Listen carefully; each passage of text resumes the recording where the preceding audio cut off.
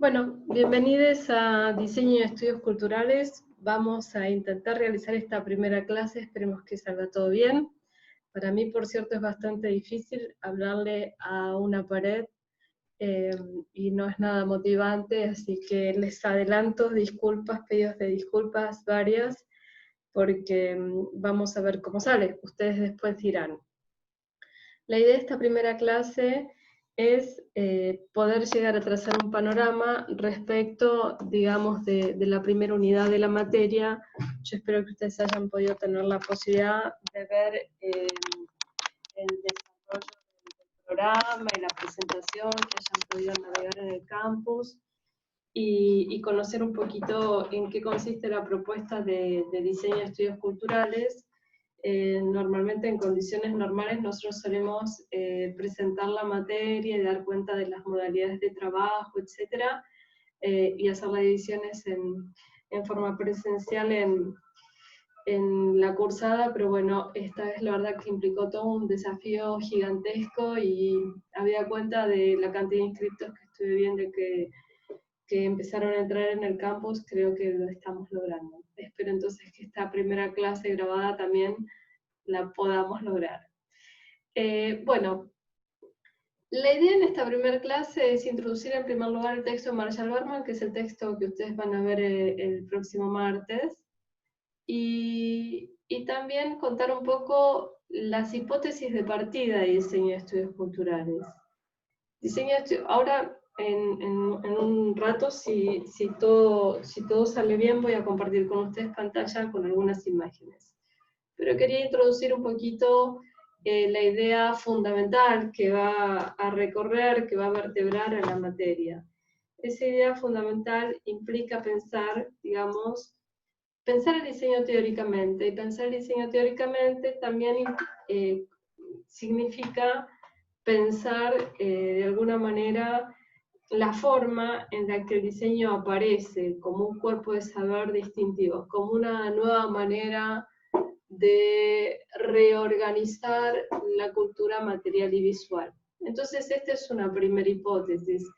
Nosotros no consideramos que el diseño, y mucho menos que el proyecto, sea una condición humana innata, o sea, que nacemos con la habilidad del proyecto. Por supuesto, nacemos con habilidades múltiples, nacemos y hemos nacido con facultades de razonamiento, de inferencia, pensamiento simbólico, de resolución de problemas. Ahora, lo que propiamente denominamos proyecto o pensamiento proyectual, desde la materia no lo ubicamos como una dimensión constitutiva del humano, sino eventualmente como una dimensión históricamente construida.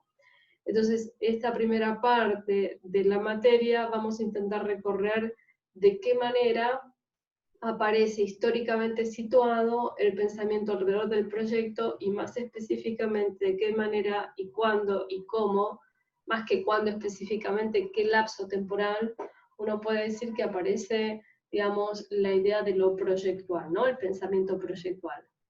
Entonces, en primer lugar, consideramos que las disciplinas del diseño son disciplinas proyectuales, eso no lo estamos discutiendo.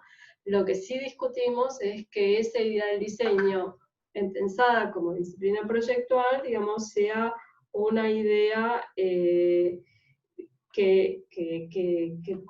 forme parte, digamos, de una condición humana innata. Eso sí lo estamos discutiendo. Entonces,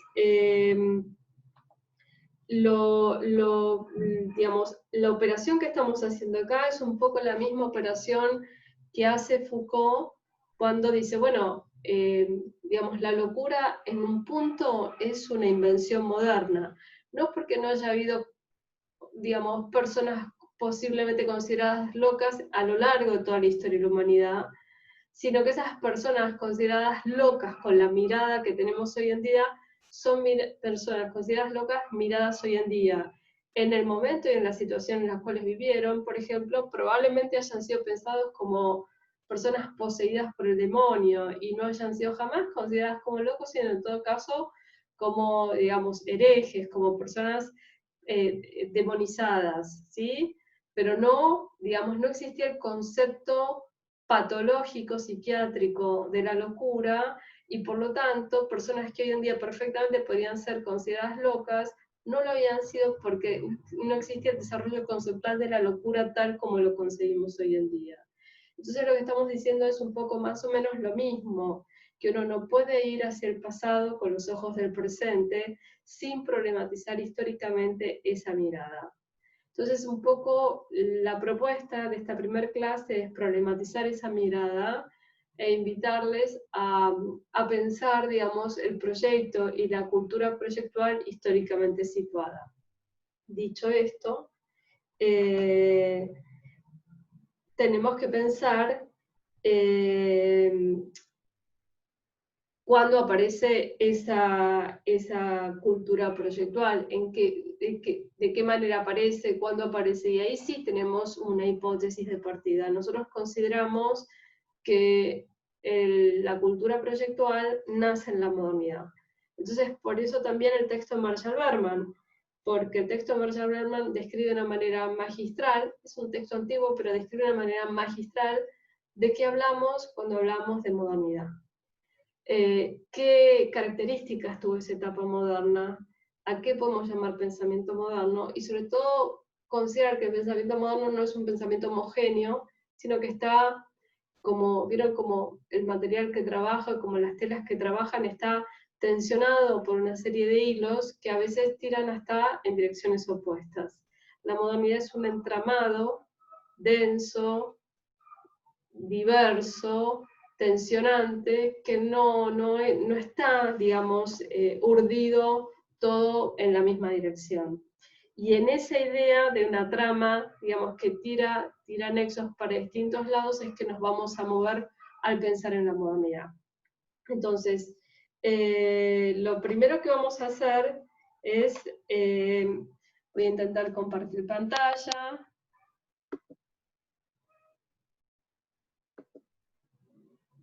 Aquí estamos. Bueno, vamos a hacer una distinción que para nosotros es fundamental, que es la distinción que el mismo Berman establece entre modernización, ¿sí? Modernidad, modernización y modernismos. Entonces, la modernidad es un periodo histórico, que es el que vamos a desarrollar en la clase de hoy, ¿sí? Es un periodo histórico que para los autores de alguna manera no siempre coincide. Hay momentos en los cuales hay autores que consideran que en la modernidad, por ejemplo, hay un primer nacer de la modernidad en el Renacimiento, y sobre todo con la cultura del humanismo, ¿no? Con el quiebre que se produce a partir de la puesta en crisis digamos, de los valores más ortodoxos, más oscurantistas de la Iglesia Católica, y la primera crisis que tienen la autoridad papal. En ese sentido, eso también coincide, obviamente, con el surgimiento de la Reforma Protestante, con la figura de Lutero, y la inauguración, digamos, de la Iglesia Protestante. Y eso que, digamos, que parece simplemente un cisma religioso, lo que empieza a poner en crisis es la figura de la Iglesia como el fundamento último de las verdades humanas, es decir, la idea de la Iglesia avalando todo desarrollo y todo despliegue del conocimiento. Entonces, en primer lugar, lo que se empieza a poner en crisis, y estamos hablando del 1500, entre la transición del 1400 al 1500, ¿sí?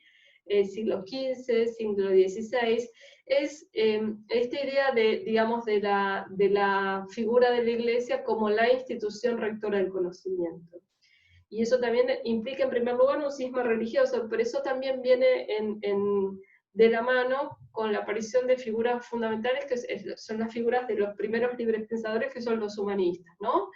Desde Moro en adelante, son figuras que empiezan si bien, digamos, acompañan en muchas cosas digamos, el pensamiento religioso, van marcando un camino en el sentido de pensar, digamos, que hay un libre pensamiento, que hombres, y en este caso, porque obviamente no estamos hablando de sociedades que siempre estuvieron bajo el patriarcado, esto no cambió a lo largo de cientos de siglos, que hay un primer pensamiento que es el pensamiento, digamos, de un individuo que puede leer el mundo, que puede adquirir una corriente y que tiene nombre y apellido, ¿no? Que ese pensamiento no pertenece a una institución ni es una institución solamente la que de alguna manera interprete el designio divino, sino que hay un individuo que es un pensador que empieza a pensar de una manera relativamente autónoma, y en general estos primeros pensadores, no que no los hubiera antes, sino que se atrevían a ponerle rúbrica, a ponerle nombre y apellido a su pensamiento, y bueno, en general fueron considerados por ese mismo gesto,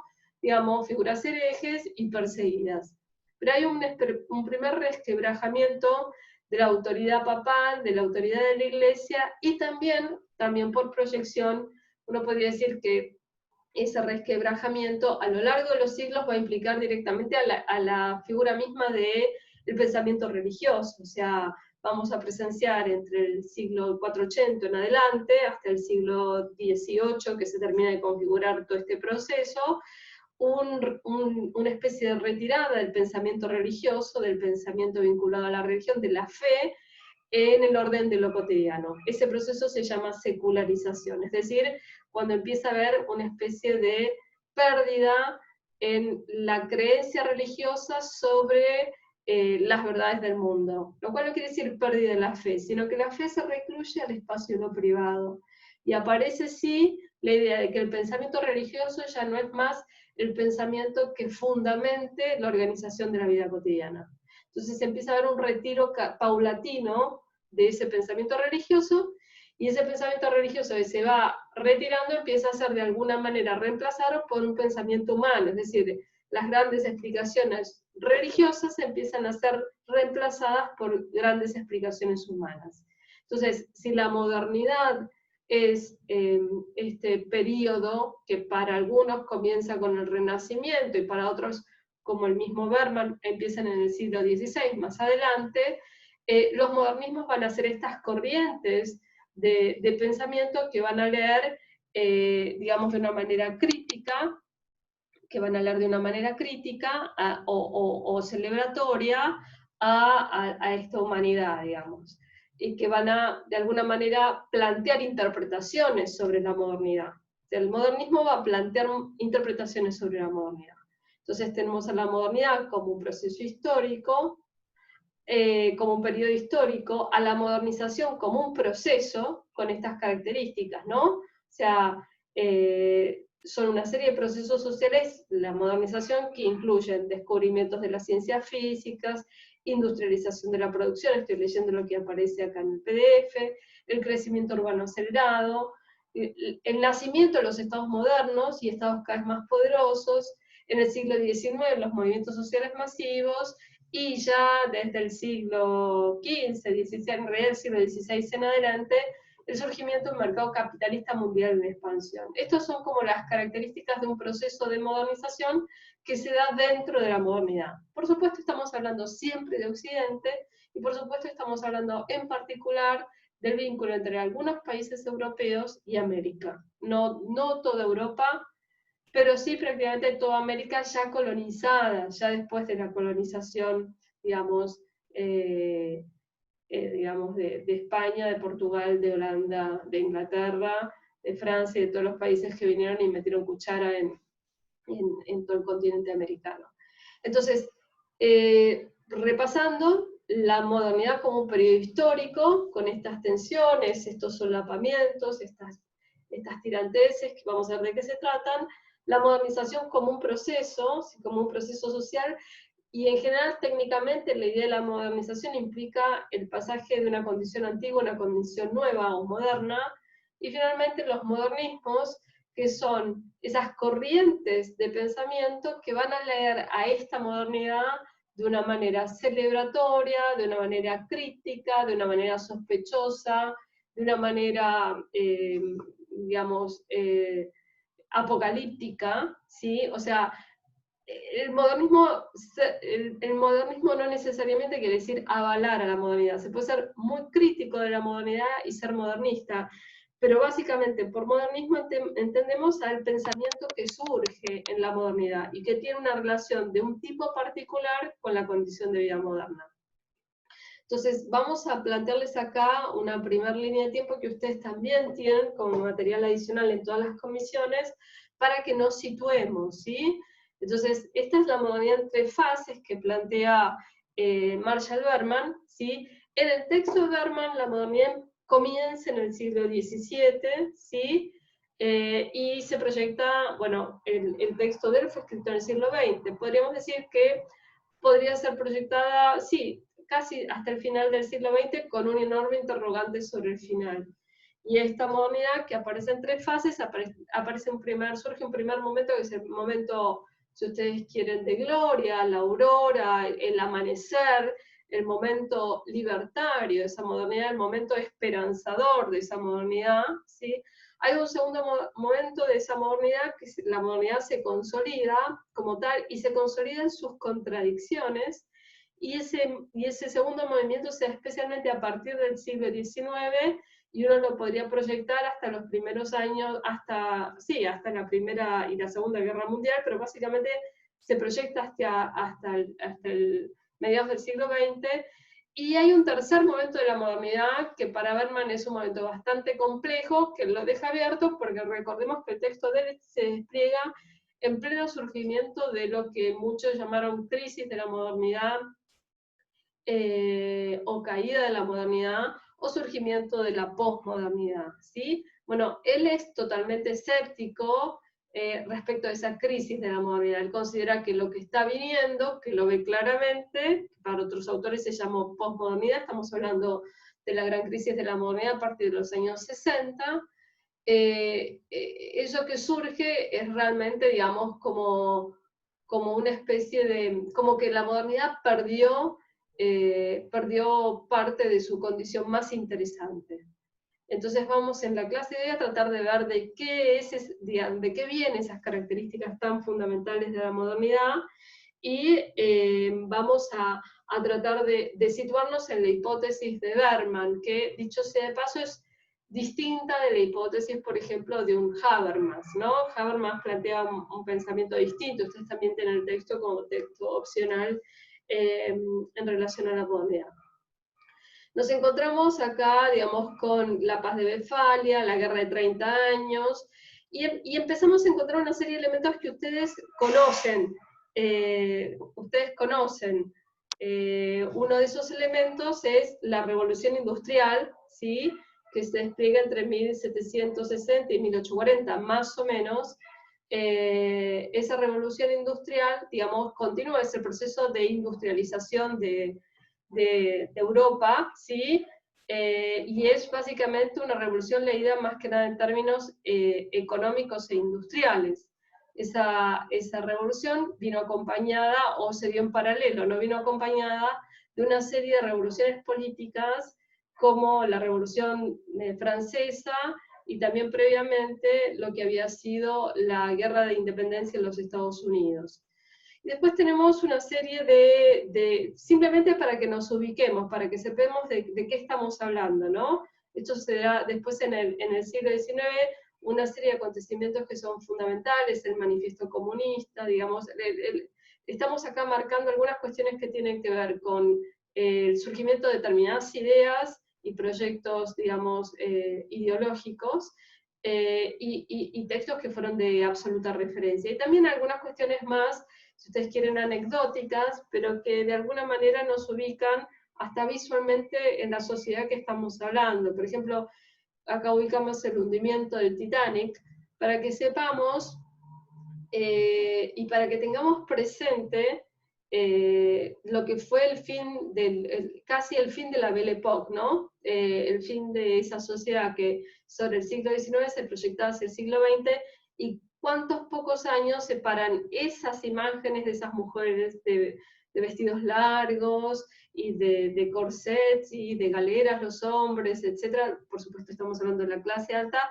Lo que separa, digamos, a esa indumentaria, ese registro de la vida cotidiana, ese registro de la vida, digamos, de la cultura visual y objetual de principios del siglo XX, con unos poquitos años después, y lo que fue Bauhaus, ¿no? Nos separan apenas 7 años, y cuánto del orden de lo cotidiano cambia. Bueno, cuánto del orden de lo cotidiano cambia tiene que ver también con las cosas que pasaron en términos de corrientes del pensamiento. Entonces, lo que vamos a encontrar es, en principio, digamos, este va a ser un poco el mapa de ruta con el que nos vamos a manejar en la clase de hoy. Para poder encarar estos elementos que no hace falta, ustedes que los tengan, digamos, que los memoricen, simplemente tenerlos presentes, porque vamos a hacer referencia a ellos a lo largo de la materia, y sobre todo en esta primera unidad, ¿no? En esta primera unidad. Entonces, lo que ustedes ven abajo, como en el zócalo, son 3 grandes modernismos: ilustración, romanticismo y positivismo. Tampoco tienen fecha de inicio y fecha de culminación exacta, simplemente marcamos cómo de alguna manera se proyectan en el zócalo de determinados siglos. Entonces, lo que vamos a hacer en esta primera clase es adelantarles un poco las características del primer modernismo, que es el de la ilustración. Pero antes de adelantarles las características de este primer modernismo, que es el de la ilustración, yo lo que quisiera es hablar un poquito a grandes trazos de lo que son los modernismos, o qué significan eso, qué significa, cuáles son las características de los modernismos, ¿sí? Nosotros tenemos, básicamente, dijimos, repito, que la modernidad es un momento histórico, que la modernización es un proceso social con estas características que dimos: surgimiento de los estados nacionales, procesos de industrialización, concentración en ciudades, inicio de una vida masiva, para el caso del siglo XIX en adelante, bueno, y todo lo que estuvimos mencionando. Ese sería el proceso de modernización.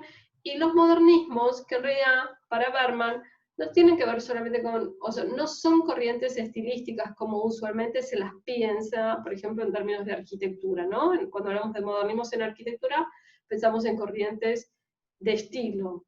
Los modernismos acá son corrientes del pensamiento, son formas del pensamiento, o son, si ustedes quieren, corrientes filosóficas que terminan depositándose y produciendo situaciones del orden de lo cotidiano, como cualquier corriente filosófica, que no es un pensamiento abstracto, abstruso, imposible de ser comprendido, sino que las características de las corrientes filosóficas es que justamente son las corrientes que de alguna manera ponen la malla o el tablero a partir de la cual reinterpretamos la vida cotidiana. O sea, si hay algo que hacen la filosofía, es devenir sentido común, es transformarse en sentido común. Entonces, las corrientes de pensamiento que nosotros vamos a rastrear en la clase de hoy, particularmente la ilustración, alguna de ellas, y después la proyección sobre el siglo XIX y XX, dan cuenta de esto, dan cuenta del modo en el cual ciertas ideas empiezan a ser ideas que son como especie de lentes a partir de las cuales interpretamos la vida cotidiana. Entonces, si tuviésemos que hacer 4 puntualizaciones, podríamos decir que los modernismos en general tienen 4 características. Los pensamientos sobre la modernidad tienen 4 características. Estas características se van a dar con mayor o menor énfasis, depende de cuáles sean los modernismos, ¿sí? Podemos tener, digamos, uno de estos modernismos, digamos, el primero de estos rasgos es la utopía científico-tecnológica. ¿Y qué hablamos por utopía científico-tecnológica? ¿A qué nos referimos por utopía científico-tecnológica? Utopía en el sentido de lo deseable, de aquello a lo cual aspiramos, de un nivel aspiracional de una sociedad. La condición moderna es una condición que paulatinamente, poco a poco, y a medida que la ciencia y la tecnología se empiezan a desplegar, y a desplegar de una manera independiente y autónoma de la Iglesia, es decir, devienen justamente pensamientos que dejan de estar gravitados, o que dejan de estar bajo el foco o bajo la dominación eclesiástica, cuando se independizan. Ciencia y tecnología se transforman en sinónimos de, digamos, de pasaporte hacia el bienestar humano. Cuando se empieza a ver las capacidades que tiene la ciencia y la tecnología, digamos, se empieza a pensar que un mundo, que era un mundo súper limitado en sus condiciones ambientales, súper limitado en sus condiciones de sanidad, súper limitado en sus condiciones de acceso a la comida, súper limitado en relación a las cuestiones básicas de la supervivencia humana. Ese mundo, estamos hablando del siglo XVI, siglo XVII, siglo XVIII, sobre todo del siglo XVIII en adelante, que es cuando empieza, digamos, a la ciencia a perfilarse con las características que va a tener hoy en día, del siglo XVIII, siglo XIX, bueno, ese mundo que comienza de golpe con la matemática, con la astronomía, ¿sí? Es un mundo que puede ser de alguna manera gobernado, ¿sí? O dispuesto por la ciencia y la tecnología. Es un mundo que puede ser accesible para la ciencia y la tecnología, y en el que la ciencia y la tecnología tienen mucho para decir y tienen mucho para hacer en el sentido de volvernos el espacio de la vida humana un espacio más amigable, y no tan arduo, tan difícil, tan injusto, tan brutal en términos de pérdidas humanas. Entonces acá es donde aparece esta idea de que la ciencia y la tecnología nos van a permitir, o son un pasaporte al bienestar, nos van a permitir cubrir las necesidades humanas. Hoy en día estamos todos prendiéndole una vela y rezando para que aparezca una vacuna, pero no rezando en el sentido religioso, sino pidiéndole a los científicos y viendo lo que hacen las universidades y los centros de investigación para desarrollar una vacuna. Quienes sean creyentes, bueno, también, digamos, rezarán a su Dios para pedirles por eso mismo, pero lo que digo es que básicamente, digamos, quienes tienen que resolver la vacuna para el COVID en este caso, y esperemos que esta teórica ya, si la escuchamos el año que viene, ya sea cuestión del pasado, quienes tengan que desarrollar esa vacuna, de alguna manera nosotros le confiamos a los equipos científicos el desarrollo de una cura para la pandemia. Bueno, esa es una utopía científico-tecnológica y lo estamos viviendo hoy en día de una manera absolutamente, está frente a nuestros ojos. La segunda utopía, ¿sí? La segunda utopía que desarrollan los modernismos es la utopía político-social. ¿Qué significa esto? Significa que de la misma manera que la Iglesia deja de tener un poder en cuanto a definición del destino del humano, y que, digamos, los hombres y mujeres empiezan a dar cuenta que el destino empieza a descansar en sus propias manos, también se dan cuenta o empiezan a organizarse de manera tal en la cual, de una manera mancomunada, conjunta, en grupos, empiezan a generar grandes cambios sociales.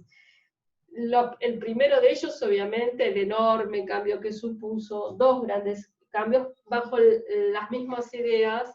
Estamos hablando de la Revolución Norteamericana y de la Revolución Francesa, la Revolución de la Independencia de 1776, y la Revolución Francesa con la caída de la monarquía en Francia, y que en este caso estamos hablando de una primera revolución burguesa, es decir, cuando aparece la burguesía como una nueva clase social, o por lo menos no aparece, aparece nítidamente, aparece como una figura, ya existía previamente, pero sí aparece organizada política y socialmente, aparece una nueva clase que va a comandar una revolución y que va a decir, acá estamos nosotros y acá vamos a plantar nuestros derechos, que son los derechos burgueses, vamos a hablar de la libertad, vamos a hablar de la igualdad, vamos a hablar de que la soberanía tiene que ver con digamos, el gobierno del pueblo. Vamos a pensar, digamos, que la soberanía, digamos, el origen, digamos, que el pueblo es de alguna manera el depositario digamos, de la condición soberana y no el rey. Eso implica desde ya una utopía político-social. ¿En qué sentido? En el sentido de que a través de las ideas materializadas en revueltas, en revoluciones, en organizaciones, en unions, en clases sociales, en marchas, en movimientos, somos capaces de cambiar el destino de la humanidad. Entonces aparece esa idea de que la organización social sí puede eventualmente hacer que caiga un gobierno, caiga la monarquía, se reemplace una injusticia, digamos, se ponga en crisis una injusticia, o caiga, no sé, hoy en día el patriarcado. Esas son las grandes utopías políticos y sociales que son típicamente modernas. ¿Por qué son modernas? Porque dependen básicamente de nuestra capacidad de organización y de transformación social. Nuevamente tenemos elementos muy a mano para poder ver estas cuestiones y también para preguntarnos hasta qué punto está, digamos, muerta la modernidad. Con estos ejemplos que estamos dando decimos que no está tan muerta, sino que eventualmente hay elementos de la modernidad que se pusieron en crisis y que quedaron atrás, y otros elementos que aún perviven. El tercer elemento que es propio, digamos, de los modernismos, es pero no de todos, de algunos, es la crítica a la tradición. La condición moderna implica a diferencia de otros momentos de la historia de la humanidad, implica una profunda crítica al pasado. ¿Y por qué decimos a diferencia de otros momentos de la humanidad? Porque en otros momentos de la humanidad el pasado no solo no era criticado, sino que el pasado era, si ustedes quieren, fuente de legitimidad del presente. O sea, el presente se justificaba repitiendo lo que se había hecho en el pasado. Estaba bien hacer lo que se había hecho previamente, y estaba mal cambiar lo que se había hecho previamente. Sobre todo en las sociedades estamentales, digamos, la tradición es el gran ordenador social. O sea, seguir una pauta tradicional implica un gran ordenamiento social. Y esto es clave, si no, no se entiende de alguna manera algunas condiciones distintivas de la modernidad.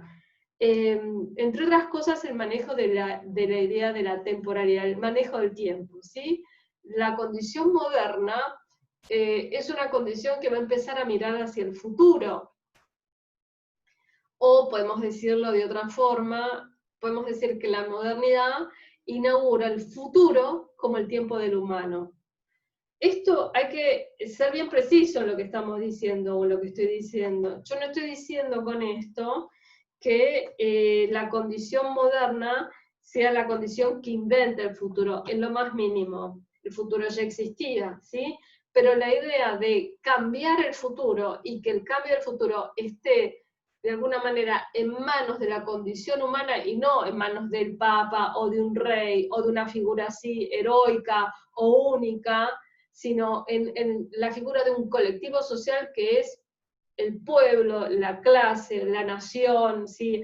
Algo que tenga que ver con esto, con una utopía político-social. Esa idea de, digamos, de proyectar hacia un futuro como un movimiento social, eso tiene que ver claramente con el pensamiento moderno, ¿sí? Entonces, aparece el futuro como el tiempo del proyecto, de hacia dónde se va a ir. Y aparece la crítica a la tradición. Entonces, la modernidad va a ser justamente el momento en el cual el futuro se transforma en el tiempo de la condición humana. Ser moderno implica rechazar un poco el pasado y anhelar un futuro que siempre va a ser venturoso, que siempre va a ser mejor que el presente. Y finalmente la conciencia crítica o autorreflexiva, acá le falta una R, me estoy dando cuenta, que es justamente una de las características que señala Berman en relación a lo que es la experiencia moderna. Ser moderno implica, justamente porque ya la idea de lo divino está en retirada, en el sentido de que frente a cualquier acto que hacemos no decimos, bueno, esto depende de Dios y me entrego a las fuerzas divinas, sino que uno dice, esta decisión la tomé yo y con mi conciencia, entonces mi conciencia es la que hace que me sienta muy bien haciendo tal y tal cosa en lo que hice, o también hace que me sienta muy mal si me da culpa, si hago una introspección, si me doy cuenta que no actúo como debía. O sea, uno de alguna manera no solo tiene una crítica moral frente a sí, sino tiene una autocrítica en términos hasta argumentativos y analíticos. Uno está todo el tiempo volviendo sobre sí mismo, o muchas veces, o quizá mucha gente, quizá no toda, y pasando por el sedazo de la reflexión las cosas que se hicieron, para ver si se hicieron bien, si se hicieron mal, también para aprender. pero también justamente para restituir ahora en escala humana eso que antes le hacía fuera de la condición humana hacia Dios, ¿no? Decir, bueno, esto está bien, esto está mal, bueno, ese bien y mal, que en los creyentes ese Dios va a seguir estando, pero de alguna manera uno lo incorpora como una especie de mandato. Y esa idea de ese mandato va a acompañar esa figura, ¿sí? La idea del juicio moral de Kant en adelante, pero también la idea de super-yo en Freud, es una figura que todo el tiempo va a dar cuenta de una conciencia que se desdobla para mirarse a sí misma. Y esto tiene que ver con la capacidad de conocerse uno mismo, de la introspección, de la reflexión del argumento. Entonces, de alguna manera, si ustedes quieren, con la modernidad se inaugura un espacio que es el espacio y una figura, que es una figura clave, que es la figura del individuo. Quien produce esto es la figura del individuo, pero también hay figuras sociales, ¿no? La clase, el pueblo, ¿sí? Pero digo, aparecen figuras que de golpe aparecen releídas en la modernidad del pueblo, o figuras que antes realmente no existían como tal. La idea de individuo, pero no un individuo anónimo, no estamos hablando de un San Agustín o de un Aristóteles, estamos hablando de un señor Juan Pérez, que Juan Pérez tiene derecho, Juan Pérez se expresa, Juan Pérez vota, Juan Pérez tiene tanto derecho como el presidente de la nación. Digamos, esa idea es una idea típicamente moderna. Entonces, el último elemento fundamental para tener en cuenta es que aparece el individuo como una figura filosófico-política, ¿sí? Entonces, si repasamos, tenemos la utopía científico-tecnológica, que da cuenta, digamos, de la capacidad de la ciencia técnica de llevarnos al reino del bienestar humano, la utopía político-social, que tiene que ver justamente con transformar el mundo en un mundo más justo, igualitario, y de ahí, por ejemplo, los ideales de la Revolución Francesa. El tercer elemento es la fuerte crítica a la tradición y la idea del desarrollo de un tiempo humano que es el tiempo del futuro.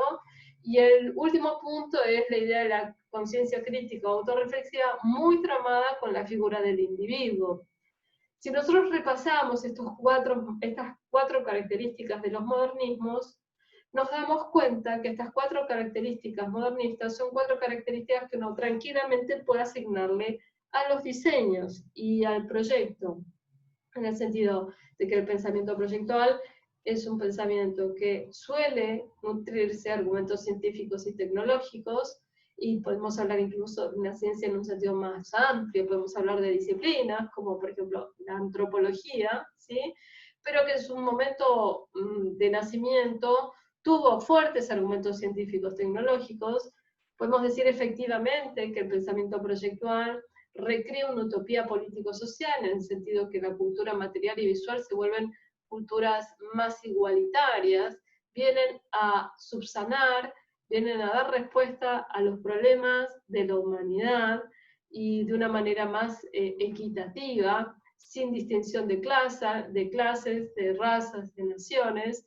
Podemos decir que el pensamiento proyectual desde ya es un pensamiento orientado al futuro, que va a tratar de no copiar de una manera ritual elementos del pasado, que en todo caso si toma algo del pasado, lo toma para recrearlo, pero no para repetirlo cual ritual. No se trata de la cultura material deja esta medida en términos rituales o vinculados a la reproducción de algunos rasgos culturales, sino que es más bien, en todo caso, reorientada a satisfacer las necesidades humanas. Y también hay un pensamiento crítico o autorreflexivo. Estos cuatro elementos son elementos importantes, son características de los modernismos, y desde la materia también consideramos que son características del pensamiento vinculado al proyecto.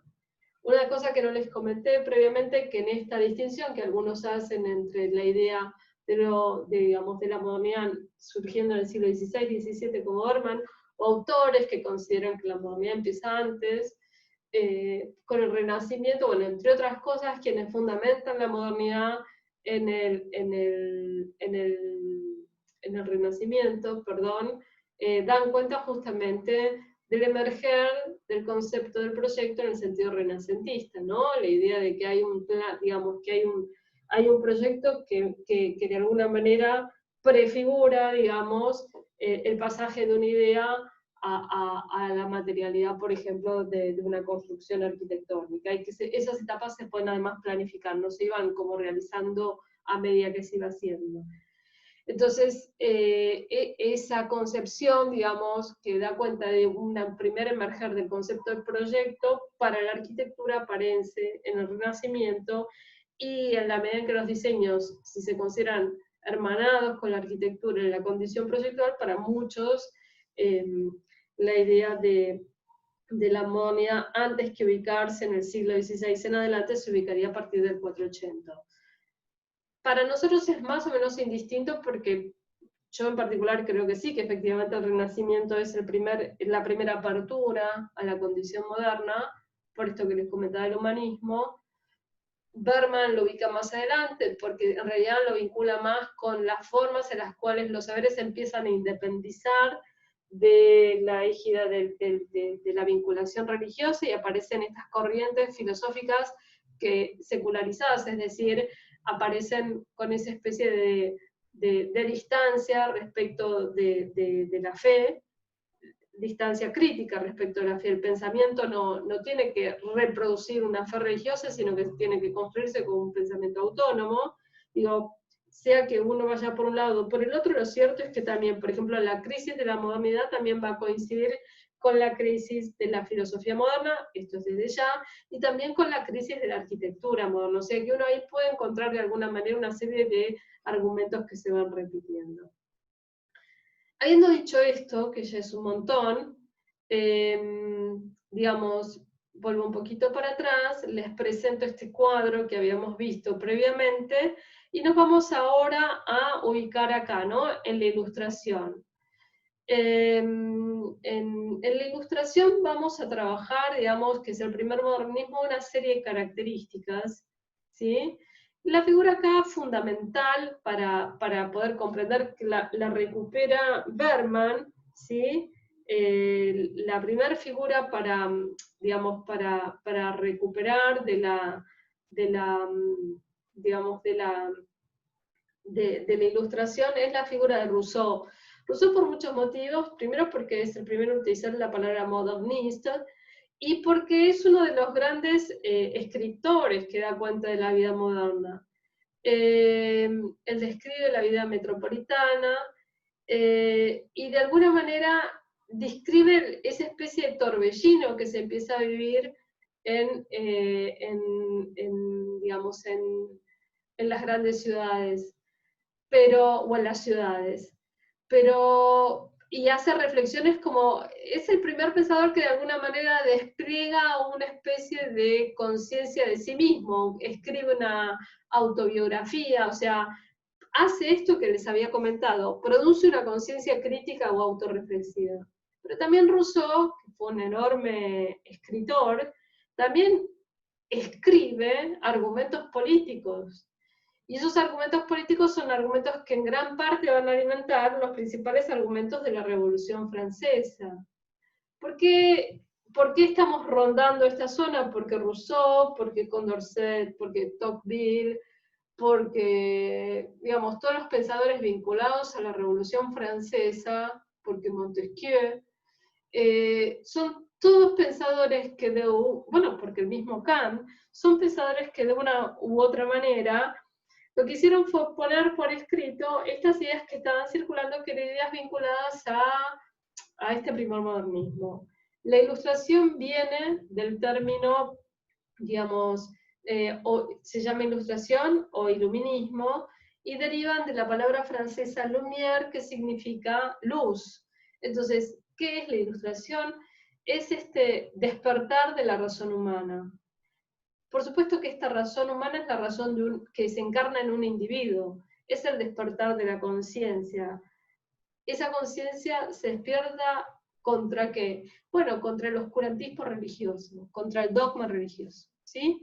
Y esa razón, esa conciencia que se despierta, aparece de alguna manera encarnada en la figura de la razón. Entonces, se empieza a caracterizar la condición humana como la condición de un ser racional. La condición humana es la de un ser racional, ¿no?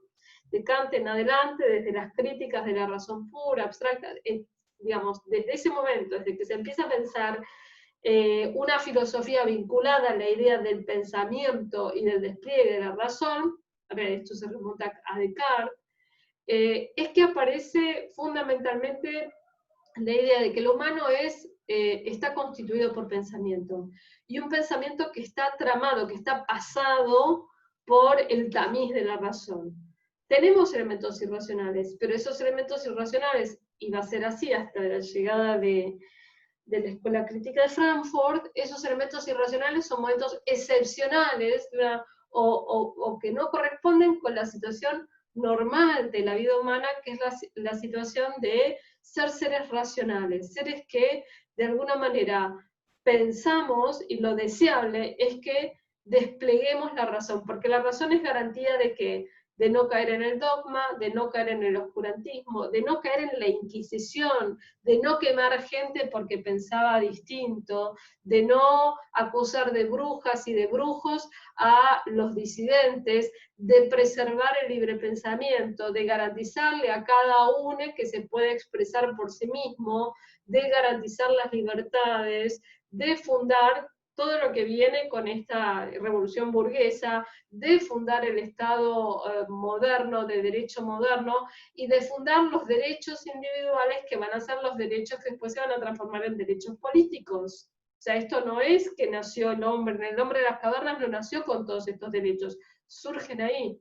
Por eso decimos que el individuo es la unidad filosófica y política de la modernidad.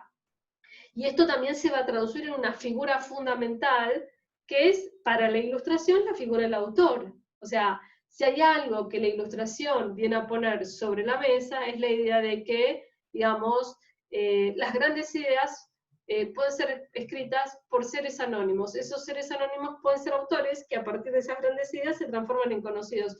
No, digamos, no es que la voz tiene valor porque viene del Papa, o la voz tiene valor porque viene de un duque, o la voz tiene valor porque viene de alguien de la nobleza o un monarca. La voz tiene valor por lo que expresa en términos de argumentos racionales, por lo que expresa en términos de libertad de pensamiento. Entonces, lo que va a hacer la ilustración es poner en juego la figura del autor. Y entonces, ¿y cuál es el producto en primer lugar de un autor? Bueno, su escritura, su pensamiento, sus libros. Libros que, decimos siempre lo mismo, viajaron en bodegas, que cruzaron el océano, que entre otras cosas alimentaron la mentalidad de seres como a quien estamos homenajeando hoy, como Manuel Belgrano. O sea, esas ideas, las ideas libertarias de nuestras revoluciones de la independencia, fueron ideas ilustradas, fueron ideas producidas contra el dogma religioso, contra la tiranía de la monarquía y en favor de la libertad de los pueblos y de los individuos. ¿Sí? Esas son las típicas ideas modernas, y va a ser esa razón libertaria la que va a caracterizar justamente a la ilustración, la que va a caracterizar a la ilustración.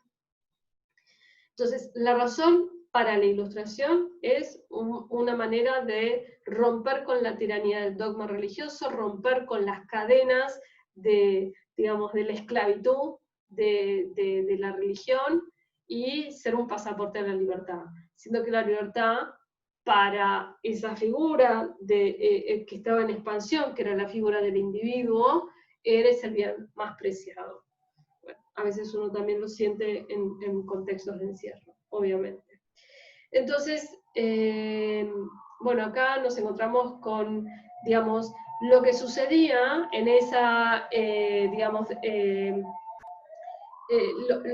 los retratos, en este caso de Wright, digamos, de lo que implicaba, por ejemplo, la producción industrial, ¿no? La forja de acero, y esto que Berman trabaja entre el siglo XVI y el siglo XVIII. En este caso sería la revolución industrial. Y las condiciones también oprobiosas en las cuales vivían. Dicho sea de paso, para la ilustración estas condiciones, que eran condiciones de un enorme, todavía, si ustedes quieren, déficit, en términos de que no iban a cubrir las necesidades humanas, en teoría, con el desarrollo de la ciencia y la técnica, y con el desarrollo en realidad del progreso humano, pues ellos no hablaban de la ciencia y la técnica, el positivismo sí iba a hablar, pero ellos hablaban del despliegue de la razón, todo ese movimiento civilizatorio iba de alguna manera compensar o terminar logrando que todos los pueblos del mundo sean libres. Entonces, vamos a la siguiente, perdón. Y acá nos encontramos con la nueva Eloísa y algunos pasajes que son interesantes de esta sociedad del siglo XVIII, del barroco, digamos, y de lo que alimentaba esa imaginación de una burguesía en expansión, ¿no? De todas las cosas que me impresionan, no hay ninguna que cautive mi corazón, aunque todas juntas perturban mis sentidos, haciéndome olvidar quién soy y a quién pertenezco. Y esta idea de la introspección, de la doble vida, también de la doble moral, una serie de figuras que van a aparecer muy nítidamente retratadas en la escritura de Rousseau. Un cuadro que viene muy a cuento del momento que estamos viviendo es la escena de la peste de 1720, de la Tourette, de Michel Serret. Y bueno, ¿no? O sea, esta idea de que todavía las ciudades eran ciudades que todavía conservaban la trama medieval, y esto, por ejemplo, en París va a ser así hasta la llegada de Haussmann, ¿sí? Y la idea de que la medicina, la naciente medicina, lo que iba a hacer era hacer, entre otras cosas, empezar a pensar, digamos, estos desastres, estas pandemias, que aniquilaron a una gran parte de la población, y además mostrar las contradicciones que tenía esta vida moderna, ¿no? Por un lado tenemos pensadores que escribían estas cosas maravillosas, pero muchos de ellos encerrados mientras en el espacio público había pestes que mataban a la mayoría de la población. Bueno, algo que lamentablemente hoy también podemos estar experimentando, por supuesto, en otra escala. Y acá lo que les comentaba, la Revolución Francesa, que aparece de una manera, digamos, abrupta, pero en realidad viene cocinando algo que ya se venía gestando previamente, y aparece justamente la idea del pueblo, ¿no? La idea del pueblo, la idea de un pueblo expresándose, manifestándose, reclamando por sus derechos y reclamando por derechos individuales. Esto es, de alguna manera, el punto álgido de la ilustración, ¿no? La ilustración va a garantizar, digamos, a la libertad como el bien supremo de la razón. ¿Qué interesa de lo que estuvimos viendo hasta aquí? Interesa ver de qué manera aparece articulada la idea de individuo, la idea de creación a partir, la idea de la razón vinculada a un individuo, y esa razón que de alguna manera que es la que impulsa o es el motor de la historia, ¿sí? Y esa razón también va a ser una razón que se va a autonomizar del dogma religioso. Estos son como momentos claves que son fundamentales para que sean entendidos, y también van a terminar de configurar, por ejemplo, la idea de autoría, la idea de creación individual, la idea de un individuo que es un literato, un escritor, un pintor, un libre pensador, algo que ya venía del humanismo, y también la idea de que la creación es un hecho que de alguna manera se cocina individualmente, ¿no? Nuevamente, nosotros no, estamos demasiado impregnados en la idea como para volverla, como para poder de alguna manera hacerla consciente, pero hacemos gran parte de nuestros argumentos vinculados a procesos de producción, de creación, todo eso lo solemos declinar en términos individuales. Pensamos que un individuo crea, que un individuo desarrolla, que un individuo emprende, que un individuo proyecta, y solemos todo el tiempo tejer sobre la idea de el individuo como motor de algo. Esa idea del individuo como motor de algo es una idea moderna. Y también en la modernidad va a haber fuertes críticas a la idea del individuo como motor. Entre otras cosas, entre otras críticas, las críticas de, digamos, de este señor, ¿no? De Marx. O sea, el segundo momento de la modernidad que va a desarrollar Berman va a tener que ver con el momento de distanciamiento crítico, es el siglo XVII y XVIII son siglos del nacer de la modernidad, de esta aurora de la modernidad, de esta idea de la razón como razón libertaria. Ya el siglo XIX es un siglo que de alguna manera pone una pausa y dice, a ver, ¿qué pasa acá? Porque digo, ya venimos transitando la experiencia moderna y la razón resulta que no es tan considerada sobre la desigualdad, la razón no termina liberando a todos los pueblos, hay tensiones, la misma América, las revoluciones de la independencia tuvieron sus contrarrevoluciones, sus embestidas realistas, o sea, suceden una serie de movimientos que no van siempre en la misma dirección que es la dirección del progreso. Por eso, para Nietzsche y para Marx, las corrientes de la historia moderna son irónicas y dialécticas, es decir, de alguna manera reconocen tensiones que contradicen lo que los principios de la modernidad despliegan. Eso tiene que ver con la dialéctica, reconocer el elemento de negatividad al interior de un pensamiento, y también el elemento irónico, pero no eran premodernas. Todas estas corrientes de pensamiento, aunque fueran de alguna manera una fuerte embestida contra la razón moderna, seguían siendo modernas. Entonces, para Berman, Nietzsche y Marx inauguran un siglo XIX que es un siglo donde la modernidad empieza a sospechar de sí misma, se vuelve, digamos, empieza a tener un nivel de sospecha frente a qué? Sospecha frente a las promesas de la libertad producidas por la Ilustración. Y acá el gran modernismo que va a venir a cuestionar a la Ilustración, que la va a venir a investir con todo, que va a venir a decir, bueno, señores, acá me parece que hay algo que no camina, es el romanticismo. Entonces, digamos, esto lo vamos a dejar por una segunda parte de esta misma clase, nosotros vamos a avanzar un poquito acá, y vamos a desplegar mínimamente lo que dice Marx, que después lo vamos a retomar a propósito de la clase de Maldonado.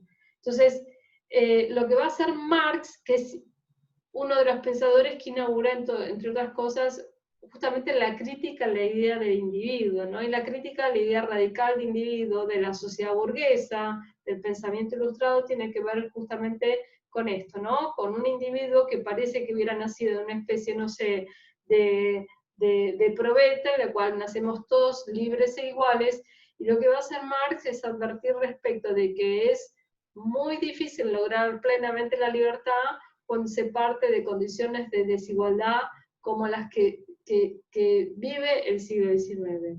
Marx es uno de los pensadores, continuando con el socialismo, digamos, porque viene, o sea, retoma los postulados del socialismo, ¿sí? A decir, señores, acá mucha libertad, pero realmente, digamos, esa libertad no es verdadera libertad cuando todavía no hemos resuelto el plano de la necesidad.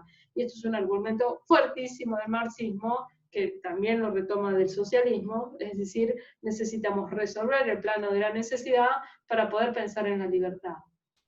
¿Por qué lo dice Marx esto? Pues ya viene corriendo siglo y medio de modernidad y nada, no solo no cambió, no solo la utopía científica o tecnológica no produjo los cambios que pensaban que iban a producir, sino que el mundo en todo caso se empeoró y las clases sociales, sobre todo una clase que aparece claramente en el siglo XIX, que se va a llamar proletariado, que es una clase desposeída, no tiene los medios, no tiene los recursos, lo único que tiene es su capacidad de trabajo. Entonces, Marx lo ve claramente y lo pone en términos sociales. Se va a decir, acá no hay individuos que eligen de alguna manera ser pobres. Es el sistema mismo, es la lógica de lo social la que los lleva a este grupo de individuos a ser pobres. Entonces hay algo que en las promesas libertarias de la modernidad que no camina, es que no hemos resuelto la condición previa a la libertad, que es la necesidad.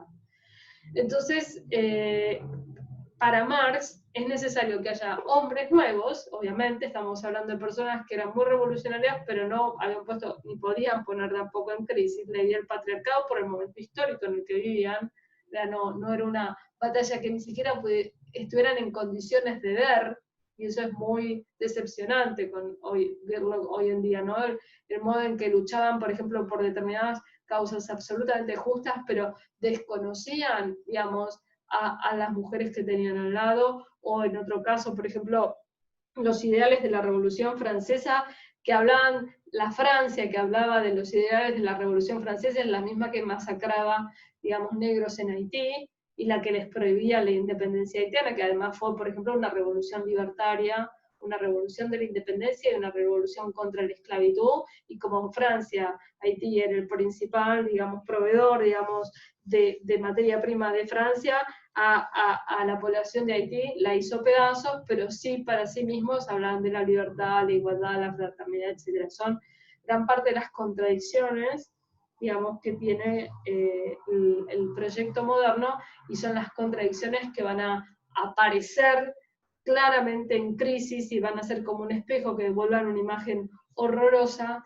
a partir de la Segunda Guerra Mundial. Pero volvamos al siglo XIX. Marx, digamos, proclama que se necesita de hombres nuevos para resolver las contradicciones de la modernidad, y que estos hombres nuevos, esta nueva clase, van a ser los obreros o los proletarios, ¿sí? Y considera que el proletariado es tan invento de la época moderna como las mismas máquinas de la revolución industrial.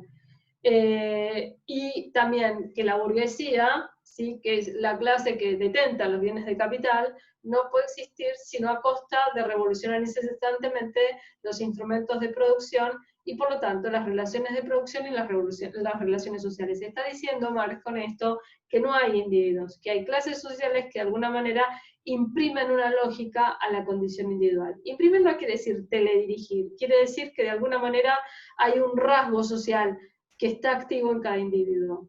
Y esa idea de que hay una especie de construcción social del individuo va a ser una idea muy fuerte que va a plantear sí el marxismo, y que va a ser una idea también muy fuerte a la hora de recuperar elementos y argumentos en el pensamiento proyectual, ¿sí? Que va a ser siempre un pensamiento que va a tender más hacia la tipología que hacia la individualidad, hacia la dimensión, si ustedes quieren, del rasgo social en común, que hacia la idea del consumo personal individual. Entonces, estas ideas de, por un lado, un individuo radicalmente autónomo, radicalmente libre, que tiene una conciencia crítica, autorreflexiva, que es propia del siglo XVIII, digamos, va a empezar a ser puesta en crisis en el siglo XIX, porque ese individuo, la verdad es que no resuelve realmente las condiciones sociales de la vida moderna. Y ahí van a aparecer figuras, como les comentaba, como Marx y como Nietzsche, que van a empezar a poner en crisis esta razón moderna. Nosotros, bueno, acá tenemos imágenes de lo que era el movimiento obrero del siglo XIX, que tienen que ver básicamente con lo que va a cuestionar fuertemente el marxismo, ¿no? Todo lo estamentario estancado se fuma, todo lo sagrado es profanado, y los hombres al fin se ven forzados a considerar serenamente sus condiciones de existencia y sus relaciones recíprocas. Tiene que ver con el ideario marxista, del que van a ser en gran parte las utopías fundacionales del diseño.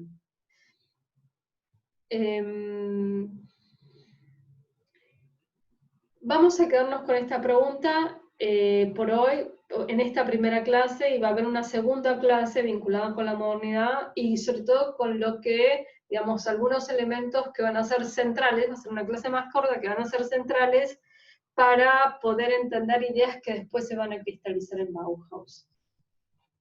Nos quedamos con esta pregunta: ¿cómo encontrarán los hombres y mujeres modernos, los recursos necesarios para hacer frente a su todo? Bueno.